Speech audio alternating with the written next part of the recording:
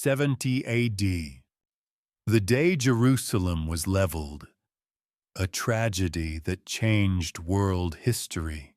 There are days that enter history, not merely because of what happened, but because of the wound they leave behind, one that lingers for millennia. The year 70 AD is one of those turning points. The destruction of Jerusalem was not just a military event. It was the collapse of a culture, a religious catastrophe, the fulfillment of prophecy, and the beginning of one of the greatest dispersions in human history, the Jewish diaspora. Let's walk through the chapters of this tragedy, as if you were standing inside the ancient city itself, hearing the clash of swords, the roar of collapsing stones, and the cries echoing from the Holy Temple. Jerusalem in the 1st century. A city unlike any other. Jerusalem in the 1st century was unlike any city in the Roman Empire. It was small, not as wealthy as Alexandria, not as splendid as Rome, but it possessed something the entire world longed for.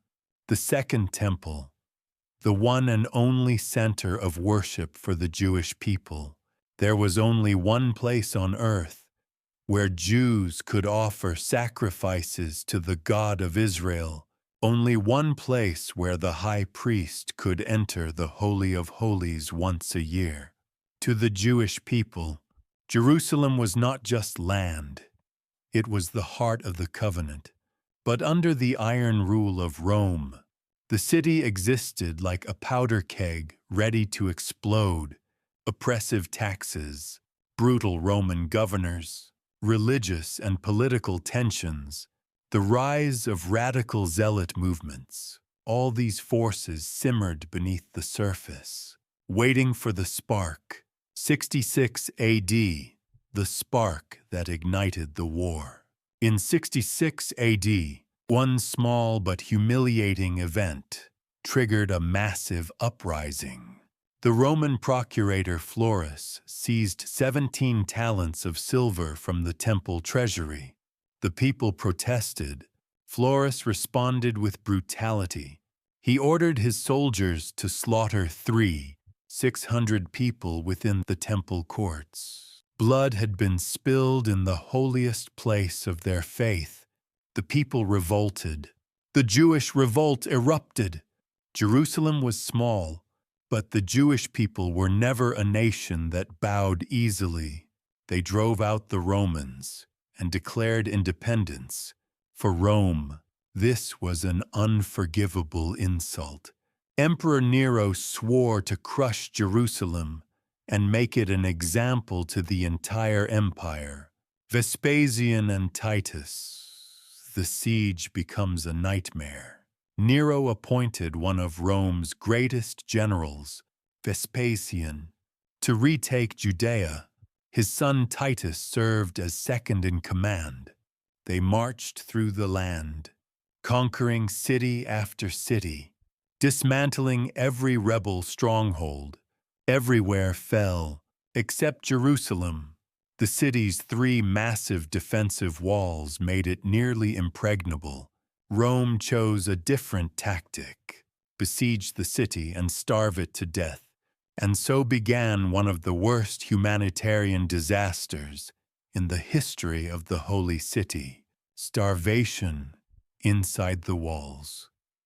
When humanity crumbled, the Jewish historian Josephus, an eyewitness, wrote, "Famine destroyed the people more swiftly than the sword of Rome. Tens of thousands were trapped inside. Food ran out. Prices soared. People fought over handfuls of barley. They ate leather sandals, clay and dust, straw, and even the dead." Josephus recounts a horrifying story of a mother driven mad by hunger, who killed and ate her own child. Even the Roman soldiers outside the walls were horrified. Jerusalem, the city of worship, had become a living hell. Rome breaks through. Jerusalem falls. After months of siege, the Romans built massive siege towers and battering rams. The defenders were exhausted. Civil war among the Jewish factions inside the city made the situation even worse. At last, the outer wall collapsed. Roman soldiers poured in. A storm of iron and fire. Screams filled the streets. Flames lit the sky. Crowds fled toward the temple, believing Rome would not dare touch the holy place. They were wrong. The second temple burns. The night the heart of a nation broke.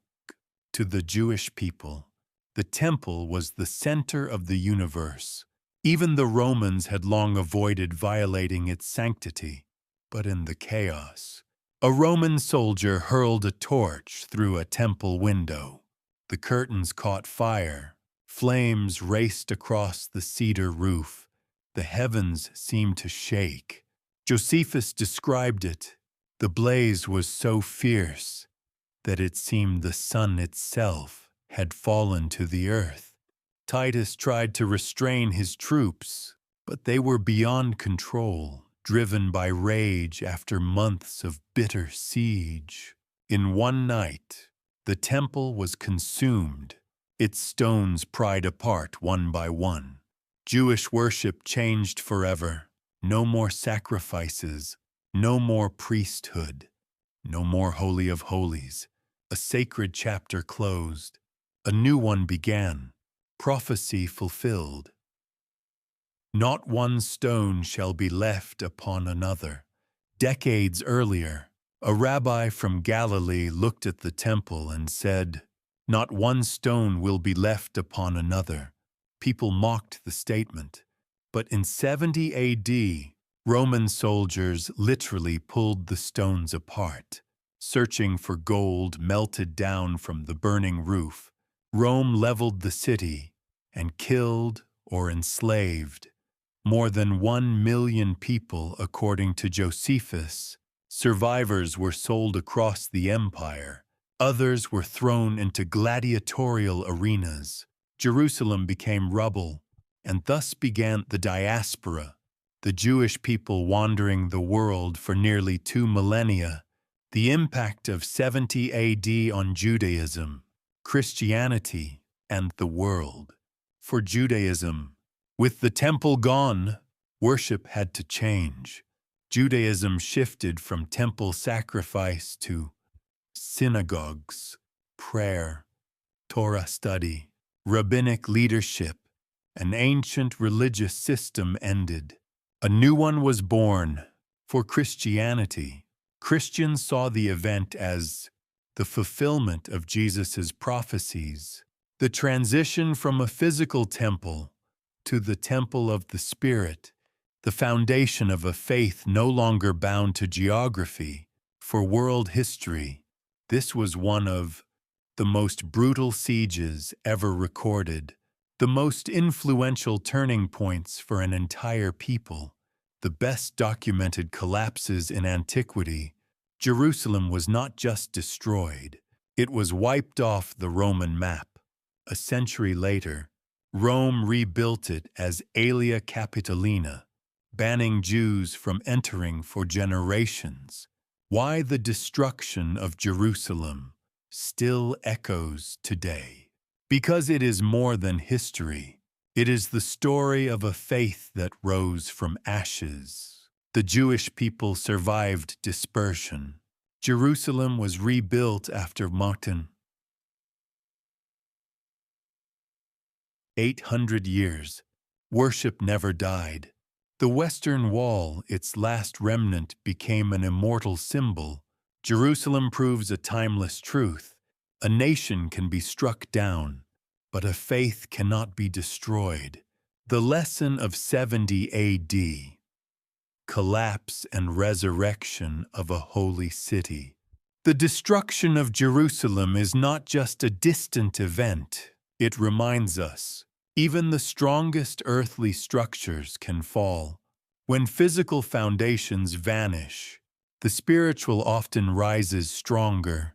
No tragedy is powerful enough to extinguish a faith sustained by promise. Jerusalem fell, and Jerusalem rose again, a small city with the soul of the world.